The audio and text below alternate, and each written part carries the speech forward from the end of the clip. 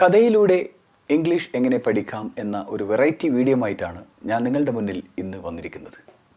നമ്മുടെ മനസ്സിലുള്ള ഒരു മലയാളം കഥ എങ്ങനെ ഇംഗ്ലീഷിൽ അവതരിപ്പിക്കാം അല്ലെങ്കിൽ പറയാം, കഥ എങ്ങനെ നമ്മളെ ഇംഗ്ലീഷ് സംസാരിപ്പിക്കുവാൻ പ്രേരിപ്പിക്കുന്നു. അങ്ങനെയാണെങ്കിൽ നമുക്കാദ്യം കഥ കേൾക്കാം. ആ കഥ ഒരു ആത്മവിശ്വാസം നൽകുന്ന കഥ തന്നെയാകട്ടെ. It's me DP Shameem. Welcome all to Shameem's language house. Shameem's language ഹൗസിൻ്റെ മറ്റൊരു സ്പോക്കൺ ഇംഗ്ലീഷ് എപ്പിസോഡിലേക്ക് എല്ലാവർക്കും ഹാർദമായ സ്വാഗതം.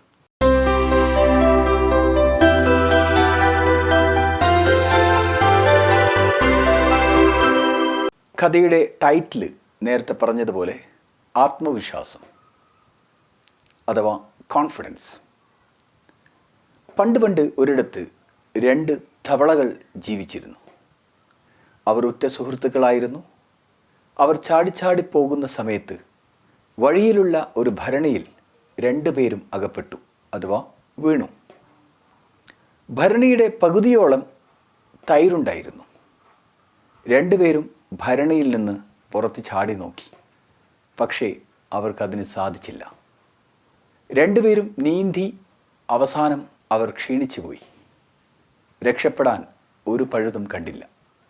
ഒരാൾ തൻ്റെ സുഹൃത്തിനോട് പറഞ്ഞു, പ്രിയപ്പെട്ട സുഹൃത്തേ, ഞാൻ വളരെ ക്ഷീണിതനാണ്. നമുക്കിവിടുന്ന് രക്ഷപ്പെടാൻ സാധിക്കില്ല. അതുകൊണ്ട് ഞാൻ കൂടുതൽ നീന്തുന്നില്ല. അരുത് സുഹൃത്തേ, നീ നീന്തണം. നമുക്ക് രക്ഷപ്പെടാൻ മാർഗങ്ങളുണ്ടാവും. അതുവരെ നാം നീന്തിക്കൊണ്ടിരിക്കണം. അവൻ്റെ സുഹൃത്ത് മറുപടി പറഞ്ഞു. അവരിൽ ഒന്നാമൻ നിരാശനായിരുന്നു. അവൻ നീന്തൽ അവസാനിപ്പിക്കുകയും ഭരണിയുടെ അടിയിലേക്ക് താഴ്ന്നു പോവുകയും ചെയ്തു. മറ്റൊരുത്തൻ ഇനിയും നീന്തിക്കൊണ്ടിരുന്നു. നെയ്യ് തൈരിന് മുകളിൽ ഉയർന്നു വന്നു. അവൻ നെയ്യിന് മുകളിൽ വിശ്രമിച്ച ശേഷം അവസാനം അവൻ ഭരണിയിൽ നിന്ന് ചാടിപ്പോയി. ഇതാണ് കഥ. നമ്മിൽ പലവരും കേട്ട ഒരു കഥയായിരിക്കാം. ഇതിൻ്റെ ഗുണപാഠം, നിങ്ങൾക്ക് ആത്മവിശ്വാസമുണ്ടെങ്കിൽ നിങ്ങൾക്ക് എല്ലാ ബുദ്ധിമുട്ടിൽ നിന്നും കരകയറാം എന്നാണ്. ഇനി നമുക്ക് ഇത് ഇംഗ്ലീഷിലേക്ക് എങ്ങനെ അവതരിപ്പിക്കാം അല്ലെങ്കിൽ ഇംഗ്ലീഷിലേക്ക് എങ്ങനെ പരിവർത്തനം ചെയ്യാം എന്നാണ് നമുക്ക് നോക്കാം. ഇംഗ്ലീഷിലേക്ക് പരിവർത്തനം ചെയ്യുന്നതിന് മുമ്പ് ആദ്യം നമുക്ക് പരിചയമില്ലാത്ത അല്ലെങ്കിൽ നമുക്കറിയാത്ത വാക്കുകൾ ആദ്യം നമ്മൾ അറിഞ്ഞിരിക്കണം. അപ്പോൾ ആദ്യം വൊക്കാബുലറി നമുക്ക് എങ്ങനെയാണെന്നുള്ളത് നോക്കാം. ഓക്കെ, ഏതൊക്കെയാണ് അറിയാത്ത വാക്കുകൾ? ആദ്യം ആ വാക്കുകൾ നമ്മൾ ഒരു പ്രത്യേകം എഴുതി വെക്കുക. ഉദാഹരണം, പണ്ട് ഒരിടത്ത്. പണ്ട് ഒരിടത്ത് എന്ന് പറയുമ്പോൾ വൺസ് അപ്പോൺ എ ടൈം എന്ന് പറയും. Once upon a time. തവളകൾ എന്ന് പറയുന്നത് നമുക്ക് എല്ലാവർക്കും അറിയുന്നതാണ്. തവളകൾ ഫ്രോക്സ്. ഉറ്റ സുഹൃത്ത്, ബെസ്റ്റ് ഫ്രണ്ട്. ചാടിപ്പോവുക എന്ന് പറയുമ്പോൾ ചാടുക എന്ന് പറഞ്ഞാൽ ജമ്പ് എന്നാണ്. ഭരണി എന്ന് പറഞ്ഞാൽ ജാർ എന്ന് പറയും. തൈരിന് നമ്മൾ കേർഡ് എന്നും പറയും. നീന്തുക എന്ന് പറഞ്ഞാൽ സ്വിം എന്നാണ്. ക്ഷീണിക്കുക എന്ന് പറഞ്ഞാൽ ടയേർഡ് എന്നാണ് പറയുക. ടയേർഡ് എന്ന് പറയുമ്പോൾ ഈസ് ടയേർഡ് അല്ലെങ്കിൽ ആം ടയേർഡ്, വാസ് ടയേർഡ്, ഇങ്ങനെ പാസ്റ്റ് ടെൻസും പ്രസൻറ്റും അനുസരിച്ച് അതിന് മാറിക്കൊണ്ടിരിക്കും. അപ്പോൾ ക്ഷീണിച്ച് പോയി എന്ന് പറയുമ്പോൾ അവിടെ ബിക്കം ടയേർഡ് എന്നാണ് പറയുക. അതേപോലെ പഴുതും കണ്ടില്ല. പഴുത് എന്ന് പറഞ്ഞാൽ വഴി, വേ എന്ന് പറയാം. രക്ഷപ്പെടുക എന്ന് പറഞ്ഞാൽ എസ്കേപ്പ് എന്ന് പറയാം. നിരാശനായിരുന്നു, ഇതും ടയേർഡ് പോലത്തെ മറ്റൊരു വേർഡാണ്. ഡിസപ്പോയിൻറ്റഡ് എന്ന് പറയും. ED അഡ്ജക്റ്റീവാണ്. ഡിസപ്പോയിൻറ്റഡ്. അപ്പോൾ വാസ് ഡിസപ്പോയിൻറ്റ് എന്ന് പറയുമ്പോൾ പാസ്റ്റ് ടെൻസ് ആവും. ഈസ് ഡിസപ്പോയിൻറ്റഡ് എന്ന് പറയുമ്പോൾ പ്രസൻ്റ് ആവും. നെക്സ്റ്റ്, അടിയിലേക്ക് താഴ്ന്നു പോവുക എന്ന് പറഞ്ഞാൽ സാങ്ക് എന്നാണ് പറയുക. സാങ്ക്, SANK, സാങ്ക് എന്ന് പറയും. അതേപോലെ ഇനിയും സ്റ്റിൽ എന്ന് പറയും. നെയ്ക്ക് ഘീ എന്ന് പറയും. ഉയർന്നു വന്നു എന്ന് പറയുമ്പോൾ റോസ് എന്നാണ് പറയുക. ബുദ്ധിമുട്ട് എന്ന് പറയാൻ ഡിഫിക്കൽട്ടീസ് അല്ലെങ്കിൽ ഹാർഡ്ഷിപ്പ് എന്നൊക്കെ പറയാം. കരകയറുക എന്ന് പറഞ്ഞാൽ ഗെറ്റ് ഔട്ട് എന്നാണ് പറയുക. അപ്പോൾ ഇത്രയും വാക്കുകൾ ആദ്യം മനസ്സിലാക്കിയിരിക്കണം. ഇതിൻ്റെ വൊക്കാബുലറി നമ്മൾ ആദ്യം ശക്തമാക്കി കഴിഞ്ഞാൽ പിന്നീട് നമുക്കെന്താണ് അതിൻ്റെ സ്ട്രക്ചറിലേക്ക് കടന്നു വരാം. ഇനി നമുക്ക് ഈ കഥ എങ്ങനെ ഇംഗ്ലീഷിൽ പറയാം അല്ലെങ്കിൽ അവതരിപ്പിക്കാം എന്ന് നമുക്ക് നോക്കാം. ആദ്യ സെൻറ്റൻസ് ഇതാണ്: പണ്ട് പണ്ട് ഒരിടത്ത് 2 തവളകൾ ജീവിച്ചിരുന്നു. അപ്പോൾ പണ്ട് പണ്ട് ഒരിടത്ത് എന്ന് പറയാൻ വൺസ് അപ്പോൺ എ ടൈം എന്നാണ് പറയാം. 2 തവളകൾ ജീവിച്ചിരുന്നു. ഇവിടെ നമ്മൾ മനസ്സിലാക്കേണ്ട ഒരു കാര്യം എന്താണെന്ന് കഴിഞ്ഞാൽ, ഓരോ സെൻറ്റൻസുകളും നമ്മൾ ക്രിയേറ്റ് ചെയ്യുമ്പോൾ അവസാനത്തെ മലയാളം വെച്ച് അതിൻ്റെ ആശയങ്ങൾ മാത്രം കറക്റ്റാക്കിയാൽ മതി. ഡീപ്പായിട്ടുള്ള ഗ്രാമർ നമുക്ക് ആവശ്യമില്ല. സംസാര ഭാഷയെ സംബന്ധിച്ചിടത്തോളം ഗ്രാമർ എന്നുള്ളത് 2 തരം ഗ്രാമേഴ്സാണുള്ളത്. ഒന്ന് നമുക്ക് ആശയപരമായിട്ടുള്ള ഗ്രാമറും ഉണ്ട്, ഒന്ന് ഗ്രമാറ്റിക്കലായിട്ടുള്ള ഗ്രാമറും ഉണ്ട്. ആശയപരമായിട്ടുള്ള സ്ട്രക്ചർ മാത്രമേ നമ്മൾ ശ്രദ്ധിക്കേണ്ടതുള്ളൂ. അപ്പോൾ ആ ഒരു ആശയം മാത്രം ഞാൻ എന്താണ് നിങ്ങൾക്ക് ജസ്റ്റ് ഒന്ന് ചൂണ്ടിക്കാണിക്കുന്നതായിരിക്കും ഓരോ സെൻറ്റൻസ് പറയുമ്പോൾ. ഓക്കെ, അപ്പോൾ 2 തവളകൾ ജീവിച്ചിരുന്നു. ഇവിടെ ശ്രദ്ധിക്കുക, ജീവിച്ചിരുന്നു എന്ന് പറയുമ്പോൾ ജീവിക്കുക എന്നതിൻ്റെ പാസ്റ്റ് ടെൻസ് ആണ്. ജീവിച്ചിരുന്നു, അപ്പം ലിവ് എന്നുള്ളത് ലിവ്ഡ് എന്നായിട്ട് മാറും. അപ്പോൾ ദർ ലിവ്ഡ് എന്നാണ് ഇവിടെ ആ യൂസേജ് വരിക. There lived 2 frogs. 2 തവളകൾ ജീവിച്ചിരുന്നു. അവർ ഉറ്റ സുഹൃത്തുക്കളായിരുന്നു. സുഹൃത്തുക്കൾ ആയിരുന്നു. ആയിരുന്നു എന്ന് പറയാൻ വാസ് വേർ എന്നാണ് പറയുക. അപ്പോൾ they were best friends. They എന്നുള്ള സബ്ജക്റ്റ് വരുമ്പോഴാണ് അവിടെ വേർ എന്നാണ് വരിക. They were best friends.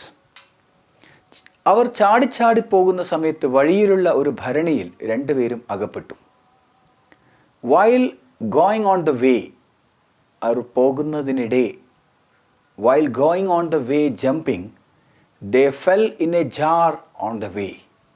വഴിയിലുള്ള ഒരു ഭരണിയിൽ അവർ ദേ ഫെൽ. ഫെൽ എന്ന് പറഞ്ഞാൽ ഫാൾ എന്നതിൻ്റെ പാസ്റ്റ് ടെൻസ് ആണ്. അപ്പോൾ വീണു, അകപ്പെട്ടു എന്നൊക്കെ പറയാം. ഭരണിയുടെ പകുതിയോളം തൈരുണ്ടായിരുന്നു. അപ്പോൾ തൈരുണ്ടായിരുന്നു, തൈരുണ്ട്, ഉണ്ട് എന്നുള്ളത് പറയാൻ ദർ ഈസ്, ദർ ആർ എന്നാണ്. അത് സിംഗുലറും പ്ലൂറലും അനുസരിച്ച് മാറും. അതേപോലെ ഉണ്ടായിരുന്നു എന്ന് പറയാൻ there was and there were എന്നാണ്. ഇവിടെ തൈരുണ്ടായിരുന്നു എന്ന് പറയുമ്പോൾ ദർ വാസ് കേർഡ് എന്ന് പറയും. ഭരണിയുടെ പകുതിയോളം തൈരുണ്ടായിരുന്നു. There was curd to the middle of the jar. 2 പേരും ഭരണിയിൽ നിന്നും പുറത്ത് ചാടി നോക്കി. 2 പേരും എന്ന് പറയാം ബോത്ത് ഓഫ് ദം ട്രൈഡ്, ശ്രമിച്ചു, to jump out of the jar. ഭരണിയിൽ നിന്നും പുറത്ത് വരാൻ അവർ ശ്രമിച്ചു, പക്ഷേ അവർക്കതിന് സാധിച്ചില്ല. ബട്ട് ദേ കുഡൻറ്റ്, അവർക്കതിന് സാധിച്ചില്ല. 2 പേരും നന്നായി നീന്തി. Both of them swam well. Swam എന്ന് പറഞ്ഞാൽ പാസ്റ്റ് ടെൻസ് ആണ്, നീന്തി. അവസാനം അവർ ക്ഷീണിച്ചു പോയി. ഫൈനലി ദേ ബിക്കെയിം ടയേർഡ്. ഇവിടെ ടയേർഡ് എന്നുള്ള വേർഡ് എപ്പോഴും ഈസ്, ആം, ആർ അല്ലെങ്കിൽ വാസ്, വേർ, പാസ്റ്റ് ടെൻസും പ്രസൻറ്റുമായിട്ട് മാറുക എപ്പോഴും. അപ്പോൾ ഇവിടെ ക്ഷീണിച്ച് പോയി എന്ന് പറയുന്നതുകൊണ്ടാണ് ദേ ബിക്കെയിം ടയേർഡ് എന്ന് പറഞ്ഞത്. അല്ലെങ്കിൽ ദേ വേർ ടയേർഡ് എന്നാണ് പറയുക, ക്ഷീണിതനായി എന്ന് പറയുകയാണെങ്കിൽ. അപ്പോൾ ദേ ബിക്കെയിം ടയേർഡ് എന്നായി. രക്ഷപ്പെടാൻ ഒരു പഴുതും കണ്ടില്ല. They didn't see. They didn't see എന്നുള്ളത് കണ്ടില്ല എന്ന് പറയും. They didn't see any way to escape. രക്ഷപ്പെടാൻ ഒരു പഴുതും കണ്ടില്ല. ഒരാൾ തൻ്റെ സുഹൃത്തിനോട് പറഞ്ഞു. One of them told his friend. One of them എന്ന് പറഞ്ഞാൽ അവരിൽ ഒരാൾ എന്നാണ് അർത്ഥം. അപ്പോൾ one of them told his friend, dear friend, പ്രിയപ്പെട്ട സുഹൃത്തെ, ഞാൻ വളരെ ക്ഷീണിതനാണ്. I am so much tired. I am tired എന്ന് പറഞ്ഞാൽ ഞാൻ ക്ഷീണിതൻ. I am so much tired. പിന്നെ പറയുന്നത് എന്താണ്? നമുക്ക് ഇവിടെ നിന്നും രക്ഷപ്പെടാൻ സാധിക്കില്ല. We can't escape from here. രക്ഷപ്പെടാൻ സാധിക്കില്ല, കഴിയില്ല, പറ്റില്ല എന്നൊക്കെ വി കാൺട്ട് എസ്കേപ്പ് എന്നാണ് പറയുക. We can't escape from here. അതുകൊണ്ട് ഞാൻ കൂടുതൽ നീന്തുന്നില്ല. So I am not swimming anymore. ഞാൻ ഇനി അങ്ങോട്ട് നീന്തുന്നില്ല എന്നാണ് പറയുന്നത്. അരുത് സുഹൃത്തെ, ഡോണ്ട് ഡിയർ എന്ന് പറയാണ്. അരുത് സുഹൃത്തെ, don't dear. You have to swim or you should swim. നീ നീന്തണം, നീ നീന്തേണ്ടതുണ്ട്, നീ നീന്തണം. നമുക്ക് രക്ഷപ്പെടാൻ മാർഗങ്ങളുണ്ടാവാം. There may be some ways to escape. There may be എന്ന് പറഞ്ഞാൽ ഒരു പോസിബിലിറ്റിയാണ്. രക്ഷപ്പെടാൻ മാർഗങ്ങളുണ്ടാവാം, മാർഗങ്ങളുണ്ടാവും എന്ന് പറയാം. There will be some way to escape എന്ന് പറയാം. അവിടെ അതുവരെ നാം നീന്തിക്കൊണ്ടിരിക്കണം. Until then we have to swim. We should swim. Until then, അതുവരെ നമ്മൾ നീന്തിക്കൊണ്ടിരിക്കണം. അപ്പോൾ നീന്തണം, നീന്തിക്കൊണ്ടിരിക്കണം ഇതൊക്കെ പറയുമ്പോൾ വി ഷുഡ് സ്വിം എന്ന് പറയാം, വി ഹാവ് ടു സ്വിം എന്ന് പറയാം. അവൻ്റെ സുഹൃത്ത് മറുപടി പറഞ്ഞു. His friend replied. അവരിൽ ഒന്നാമൻ നിരാശനായിരുന്നു. വൺ ഓഫ് ദം അല്ലെങ്കിൽ first of them. One of them എന്ന് പറഞ്ഞു കഴിഞ്ഞാൽ അവരിൽ ഒരാൾ എന്നാണ്. ഫസ്റ്റ് ഓഫ് ദം, അവരിൽ ഒന്നാമൻ. First of them was disappointed. നിരാശനായിരുന്നു. അവൻ നീന്തൽ അവസാനിപ്പിക്കുകയും ഭരണിയുടെ അടിയിലേക്ക് താഴ്ന്നു പോവുകയും ചെയ്തു. He stopped swimming and sank into the bottom of the jar. മറ്റൊരുത്തൻ ഇനിയും നീന്തിക്കൊണ്ടിരുന്നു. The other frog still went on swimming. ഇപ്പോഴും നീന്തിക്കൊണ്ടിരിക്കുകയാണ്. നെയ് തൈരിന് മുകളിൽ ഉയർന്നു വന്നു. The ghee rose above the curd. ആ സമയത്ത് ഈ നെയ്യ് എന്താണ്? ഉയർന്നു വന്നു തൈരിന് മുകളിൽ. He relaxed upon the ghee. അവൻ നെയ്യിന് മുകളിൽ വിശ്രമിച്ചു. He relaxed upon the ghee and finally, അവസാനം അവൻ ഭരണിയിൽ നിന്നും ചാടിപ്പോയി. He jumped out of the jar. ഇതാണ് കഥ. ഇനി മോറൽ നമുക്ക് പറയാം. മോറലിൽ എന്താണ് പറയുന്നത്? ഗുണപാഠം.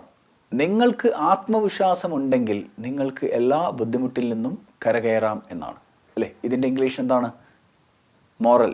ഇഫ് യു ഹാവ് കോൺഫിഡൻസ്, നിങ്ങൾക്ക് ആത്മവിശ്വാസമുണ്ടെങ്കിൽ, if you have confidence, have എന്ന് പറഞ്ഞാൽ നിങ്ങൾക്കുണ്ടെങ്കിൽ, okay, you can get out of all difficulties.